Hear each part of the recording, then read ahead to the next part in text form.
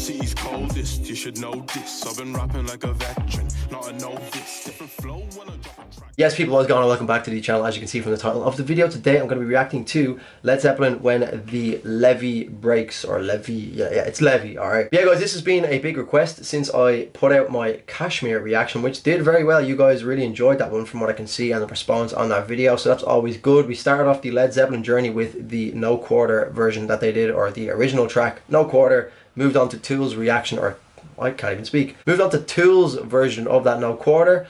Then we went to Kashmir, which is the last one. So this will be my third Led Zeppelin track, and I'm excited because I know they have a huge fucking following even to this day, because I know they've been going years.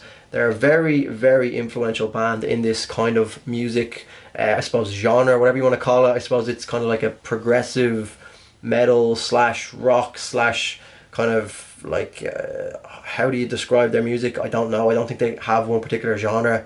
But, you know, it's kind of Tool-esque, but it's also not. It's unique in its own right. So, yeah, really call it whatever you want. But this track is a rework of the 1929 song When the Levee Breaks, a blues tune by the couple Kansas Joe McCoy and Memphis Minnie. It was written about the Great Mississippi Flood of 1927, the most destructive river flooding in United States history. The track was recorded in the Headley Grange, a house in Hampshire, England, that is rumoured to be haunted.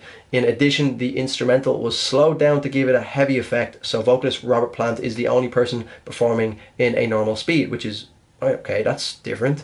The song has been sampled in numerous pieces, including the Beastie Boys' Rhythm and Stealin' and Eminem's Kim. So I'm not familiar with Beastie Boys' Rhythm and Stealin', but I am most certainly familiar with Eminem's Kim, because I did a reaction with Amy, as far as I'm aware, a good few months back, or maybe over a year ago. The track was also used during the end credits for the 2015 film The Big Short. So off the top of my head, when I look at the name of the track, I don't know if I know it, but I'm sure once I hear it, I'll probably know it, because I've heard Eminem Kim, but I don't know if it's only used in the background or... But look, we're just going to jump in, guys. We have a lyric video, so I'm hoping the audio is good as well, because I know it's obviously good to have lyrics so you guys can be interactive with the video, you guys can see what exactly is going on with the lyrics. But sometimes you kind of sacrifice good quality audio when you get a lyric video. So I'm going to hope, I'll stop the video instantly if I can tell that the audio is going to be shit, and I'll find another video. But for now, we're going to be using the lyric video. So let's jump into it, guys. Drop a like if you haven't already, sub to the channel if you are new. Let me know in the comment section down below if you want to see more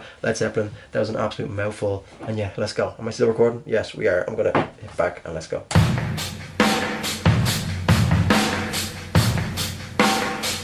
Okay, so far I don't recall this being in...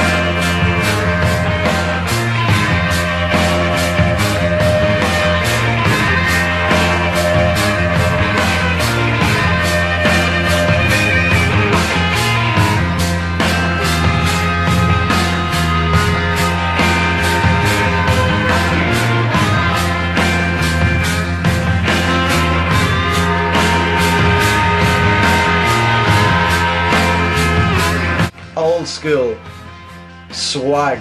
Man's got a Spider-Man t-shirt on or some shit. The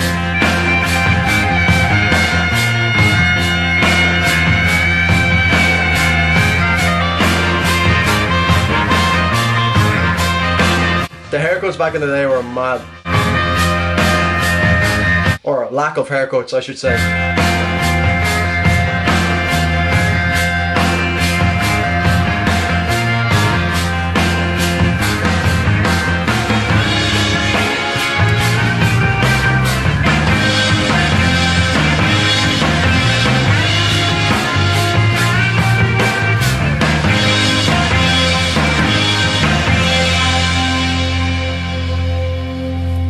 Keeps on raining, levee's gonna break.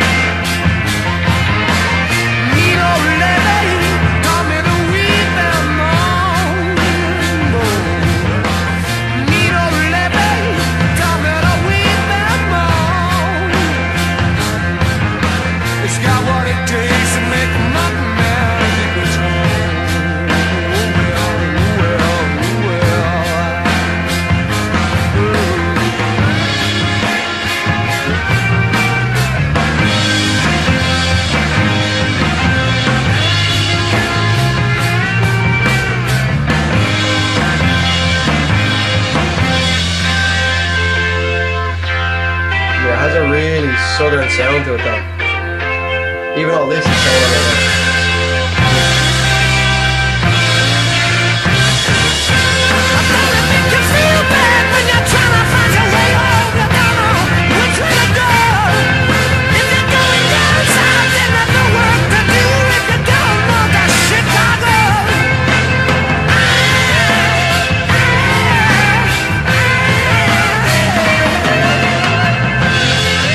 the drum work.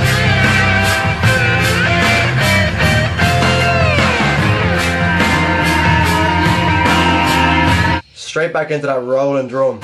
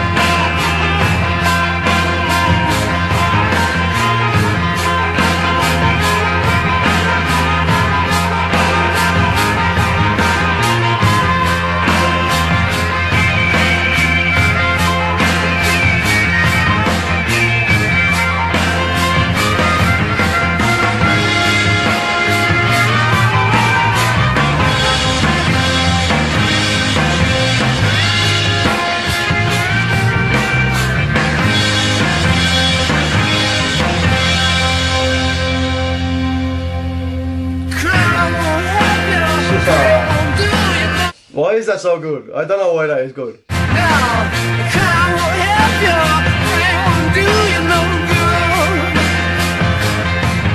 When the levee breaks, mama, you got to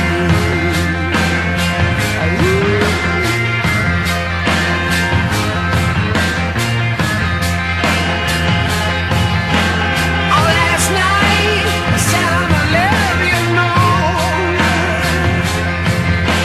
Last night, I sat on the levee alone. Thinking about my baby and my life at home.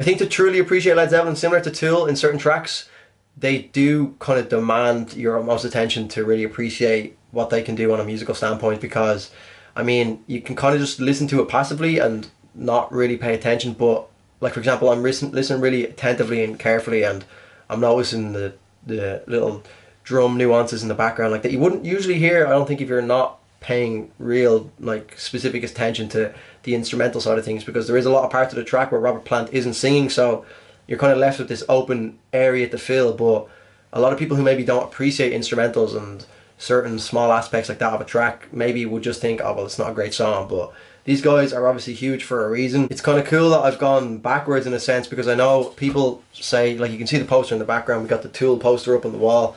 Tool was kind of one of my first bands that I'd fallen in love with, like really fallen into it and like really fallen down the rabbit hole. So I know that from what you guys in the comment section have told me, that like Tool have taken so much inspiration from Led Zeppelin, and you can hear that in elements with like certain drum patterns and shit like that. But yeah, like it's you just kind of have to appreciate the small elements to, I think, really fall in love with a band like this, which is what Tool in many ways have taught me to do, and to appreciate nuances in tracks a lot more than maybe the average person might do. So I'm assuming you guys, a lot of people who watch reaction videos, because I know I started off kind of watching a lot of reaction videos and then I started to kind of do them for myself because I was already in the YouTube space.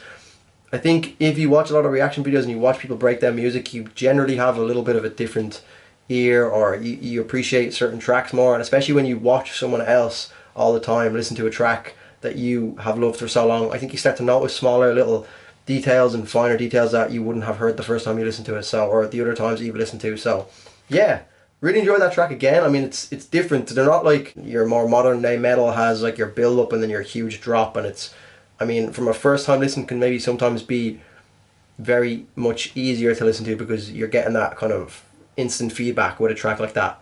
But with this, it's maybe a few more listens and you start to kind of slowly pick up on smaller nuances that you wouldn't have noticed before. And again, it's just a different vibe. It's not meant for going mad in like an open space or a club or anything like that. It is quite a reserved track. So I'm interested because the tracks that I have heard from Led Zeppelin so far have been quite, like, you know, followed a fairly similar pattern, in the sense that it's not crazy time signatures similar to Tool where they can have like huge crazy build-ups and then drops.